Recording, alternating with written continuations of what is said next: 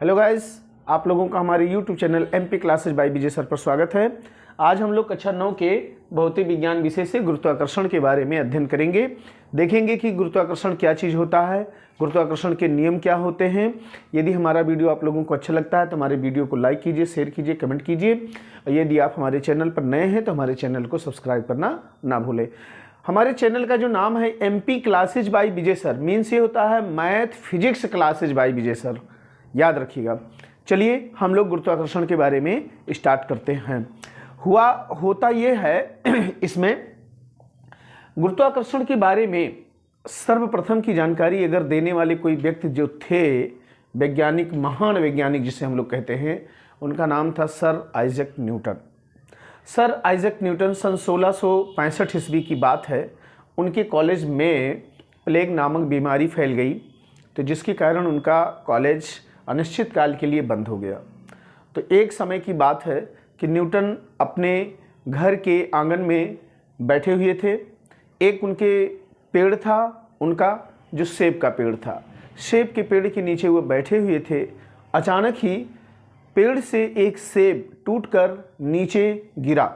जब नीचे गिरा तो न्यूटन के मन में बहुत से ख्यालात आए। उन्होंने सोचा कि ये सेब नीचे ही क्यों गिरा, ये क्यों नहीं तिरछा भग गया, ये क्यों नहीं ऊपर की ओर गया, ये क्यों नहीं बगल में गिर गया। उस तरह की चिंता उनको हुई कि जैसे उनका क्या खो गया है। उसके बारे में वो अध्ययन करने लगे। तमाम चीज़ों को वो नीचे से ऊपर की ओर फेंकते थे। सारी वस्तुएं जो भी वो फेंकते थे सब नीचे की ओर आ जाती थीं। यहाँ पे उन्होंने यह निष्कर्ष निकाला कि इस पृथ्वी में जरूर कोई एक ऐसी शक्ति है जो प्रत्येक वस्तु को अपनी ओर आकर्षित करती है। इसी पर उन्होंने एक नियम दिया जिसे हम लोग गुरुत्वाकर्षण संबंधी नियम पढ़ते हैं, नियम कहते हैं। एक महान वैज्ञानिक थे जिनका नाम था केपलर। केपलर ने ग्रहों के संबंध में अपने 3 नियम दिए थे। उन नियमों से निष्कर्ष निकालते हुए न्यूटन ने गुरुत्वाकर्षण नियम दिया। क्या था उनका गुरुत्वाकर्षण नियम, आइए हम आपको बता रहे हैं। इन्होंने ये कहा था कि पूरे ब्रह्मांड में किन्हीं भी 2 वस्तुओं के बीच में एक आकर्षण बल काम करता है। उस आकर्षण बल का जो मान होता है वो 2 पिंडों के द्रव्यमानों के गुणनफल के अनुक्रमानुपाती तथा उनके बीच की दूरी के वर्ग के व्युत्क्रमानुपाती होता है। जैसे उन्होंने कहा कि यदि हम 2 पिंड ले लें, एक पिंड हम यहाँ पर ले लें, इसके द्रव्यमान को अगर हम m1 मान लें, और यहाँ पर एक पिंड अगर हम लोग ले लें जिसके द्रव्यमान को हम लोग m2 मान लें, और इनके बीच की दूरी को अगर हम स्मॉल r ले लें, तो ये गुरुत्वाकर्षण का नियम हम आपको बता रहे हैं। देखिएगा, गुरुत्वाकर्षण का नियम न्यूटन के अनुसार ये होता है कि इन दोनों पिंडों के द्रव्यमानों के बीच में एक आपका बल काम करता है जिसे हम लोग F कहते हैं। ये जो बल होता है F, ये इन दोनों पिंडों के द्रव्यमानों के गुणनफल के अनुक्रमानुपाती तथा इनके बीच की दूरी के वर्ग के व्युत्क्रमानुपाती होता है। अर्थात F is directly proportional to m1 m2 and F is inversely proportional to 1/r square. ये आपका सेकंड नंबर हो गया। अगर हम लोग यहाँ से समझ में आई बात ये होती है इसमें कि 2 पिंडों के बीच में जो आकर्षण बल काम करता है वो दोनों पिंडों के द्रव्यमानों के गुणनफल के अनुक्रमानुपाती तथा उनके बीच की दूरी के वर्ग के व्युत्क्रमानुपाती होता है। अर्थात ये हो गया कि दोनों पिंड अगर ज़्यादा द्रव्यमान के अगर हैं तो उनके बीच में आकर्षण बल ज़्यादा लगेगा, लेकिन अगर वो दूर अगर स्थित अगर हैं तो उनके बीच में लगने वाला बल कम होगा, क्योंकि व्युत्क्रमानुपाती होता है, वो भी स्क्वायर के, तो और भी कम हो जाता है। अब हम लोग यहाँ पर ये काम करते हैं कि यदि हम समीकरण नंबर 1 व 2 को आपस में अगर हम लोग मिला दें तो हमारे पास में क्या निकल के आएगा, इसको थोड़ा सा देखिएगा। F is proportional to m1 m2/r square हो जाएगा। इन दोनों को मिलाने के बाद में F proportional m1 m2/r square हो जाता है। आप सब लोग जानते हो इस बात को कि जब ये प्रोपोर्शनलिटी का चिन्ह हटता है तो कोई कांस्टेंट आता है। उस कांस्टेंट को इन्होंने, न्यूटन ने कहा था कि ये हमारा कांस्टेंट कैपिटल जी रहेगा। इस तरह से अगर देखा जाए तो F is equal to capital G m1 m2 upon R square आया। जहां ये कैपिटल जी एक अनुक्रमानुपाती नियतांक है, जहां कैपिटल जी एक अनुक्रमानुपाती नियतांक